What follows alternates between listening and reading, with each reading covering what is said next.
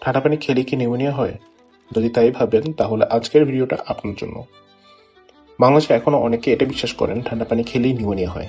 কিন্তু সত্যিটা কি? উত্তর হলো না। কারণ আপনি যখন ঠান্ডা পানি পান করেন সে পানি যায় পাকস্থলীতে, আর নিউমোনিয়া হয় ফুসফুসে। তাই ঠান্ডা পানি সরাসরি নিউমোনিয়া সৃষ্টি করতে পারে না। তাহলে নিউমোনিয়া হয় কেন? নিউমোনিয়া সাধারণত ব্যাকটেরিয়া, ভাইরাস বা ছত্রাকের সংক্রমণের কারণে হয়। আক্রান্ত ব্যক্তির সংস্পর্শে আসা দুর্বল রোগ প্রতিরোধ ক্ষমতার মানুষ, ধূমপান করা ব্যক্তি অথবা কিছু দীর্ঘমেয়াদী অসুস্থতা যেমন এইডস থাকলে ঝুঁকি বাড়তে পারে। অনেকে বলেন আমি ঠান্ডা পানি খেয়েছিলাম তারপরেই অসুস্থ হয়ে গেলাম। আসলে অনেক সময় শরীরে সংক্রমণ আগে থেকেই শুরু হয়ে যায়, পরে ঠান্ডা পানি খাওয়ার পর অসুস্থ হলে সে ঘটনাটাই মানুষ কারণ হিসেবে ধরে নেয়। কিন্তু দুইটি ঘটনা একসাথে ঘটলেই একটির জন্য অন্যটি দায়ী এমন নয়। তবে যদি ঠান্ডা পানি খাওয়ার পর প্রচণ্ড কাশি, জ্বর, শ্বাসকষ্ট বা বুকে ব্যথা হয়, তাহলে দেরি না করে একজন চিকিৎসকের পরামর্শ নিন।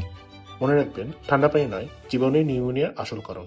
এমন স্বাস্থ্য বিষয়ক প্রচলিত ভুল ধারণার সত্য জানতে ভিডিওটি শেয়ার করুন আর ফলো করুন, কারণ সঠিক তথ্য জীবন বাঁচাতে পারে।